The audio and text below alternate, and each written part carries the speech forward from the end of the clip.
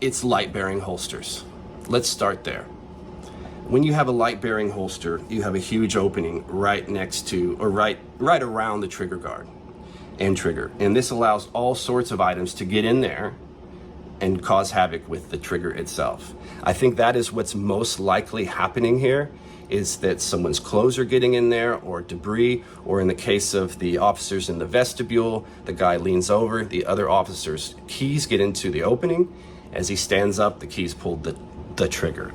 So the light-bearing holster is a huge problem, specifically with larger lights. I think in the future, we really should have smaller lights that are the width of the trigger guard, so that there's not a big opening at the top of the holster. The next thing that I'd like to talk about that I think contributes to this is outdated training or outdated technique. I just don't feel like it's safe to index. Put your finger right next to the trigger. And keep in mind, the only way your finger can really move is towards it. I don't like indexing the trigger as you're headed toward the holster. It'll hit that hole, go in there, and without you even knowing it, it's possible to pull the trigger. So I think in the future, we really should consider some changes to the holstering technique. Specifically, I think the best thing to do is do a flying trigger finger. I do not believe in any way there's a reason for your finger to be on the gun while you're holstering.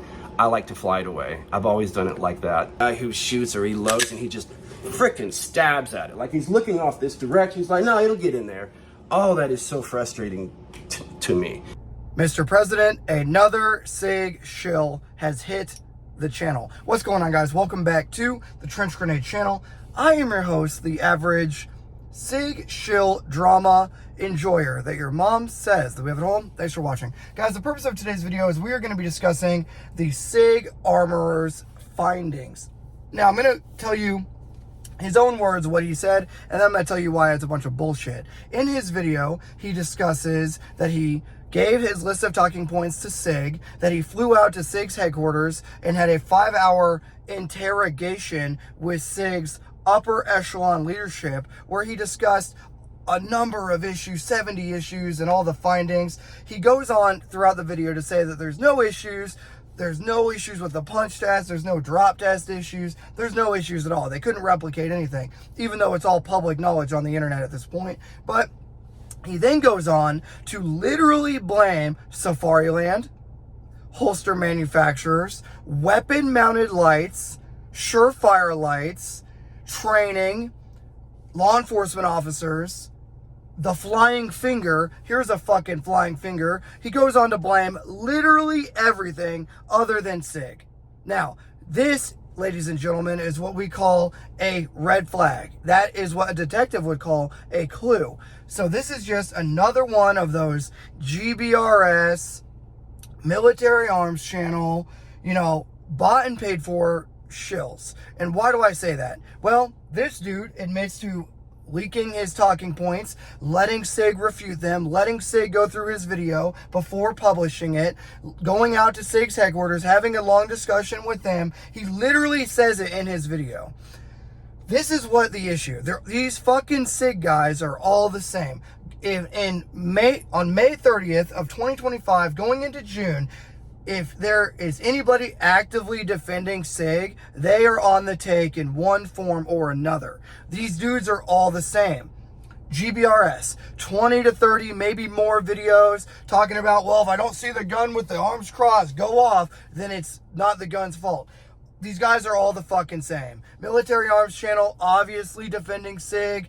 He used to go after the 365, but now he's openly, okay, well, I'm supposed to be an advocate for the consumer, but here I am defending SIG in this air-conditioned headquarters conference room. These guys are all the fucking same. The SIG armorer, dude, this guy goes on to say, oh, I go through 20 to 40 pistols a week. I'm the only dude with integrity. That's the problem. Going after professionals and their level of training when you don't even look like you are a professional. The way you look, the way you carry yourself in your own video doesn't even look like a fucking professional. You don't exactly look like the tip of the spear, the head echelon in the vanguard, my dude. And to say that the flying finger, let me show you the fucking flying finger. To say that this is the problem is fucking crazy. Okay, that is fucking crazy. To go after Safariland, weapon-mounted light holsters, to go after Surefire, to say that we should make lights compatible with the SIG, and that because SIGs are going off, that it has to be an issue with the holsters and the lights. How many issues have there been with Glocks? And I'm in a closed lot on private land. How many issues have there been with Glocks reholstering like this? How many? Is it fucking zero? Is it 0 fucking times? So that's the thing. These guys are all the same. Anyone openly, publicly, actively defending Sig Sauer in 2025 with the evidence that we have today is a fucking shill. The flying finger accusation, the training accusation, saying there's a lack of training, how he rushing to the holster, saying that dudes are just rushing to the holster. Why isn't it happening with Glocks? Why? Why isn't it happening with Glocks then? Huh? Why? Why are Glocks not going off in the fucking holster? Why? Tell me. Because it's not a fucking problem. So, these dudes are literally the same person. All of them. Anyone openly defending SIG is the same person. And I'm going to make a video, and I'm going to talk about Protraband here in a second. I'm going to make a video tomorrow talking about the P365, because there are dudes still carrying the P365. There are dudes still not understanding the striker issues, the firing pin breaking, all the number of recalls that have happened on that pistol. There are dudes still saying, well, the fire control unit's designed different. The fire control unit's different. The striker system is different. The striker channel is different. Dude, stop with the cope. Okay? And in this SIG Armorer dude's video, he goes after the masked man. Okay? He goes after the masked man saying, oh, all the Protraband's claims have not been proven.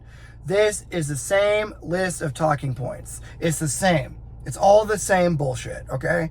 So, be very cautious. Be very cautious when you go take advice from anybody, myself included. But when anyone says that he tests the most, when GBRS or when SIG Armor says that they test the guns the most, or their people test the guns the most, you're fucking wrong. It's the United States Marine Corps, the United States Army, BORTAC, the SWAT agencies, these large-scale police agencies, private YouTubers like myself that are going to the range, myself, Ben Steger, Protraband, you name it. Dudes that are filming themselves burning these guns down. Focus Trip, these are the dudes that are testing the guns. Not these GBRS shills and whatever, right? So be very careful. Be very careful when you see a guy like this release a video saying there's no findings, right? So, tomorrow I will release a video. Here's just something to look at other than my ugly face. Tomorrow I will release a video talking about the SIG P365. But until then, I need you guys to understand, if it walks like a fucking shill, if it talks like a fucking shill, it is a shill. Okay? Alright. Let me know what your guys' thoughts are in the comments below. I might do a video responding to your guys' comments. Like the video, share it with a buddy, leave a combat llama down below, and until next time, it's going to be Trench Grenade, your average. Just buy a Glock. Just go out and buy a Glock. Okay, if you're going to buy anything, get a Glock or something equivalent, okay, that actually works, that's actually safe. Okay, get out of here. Cheers.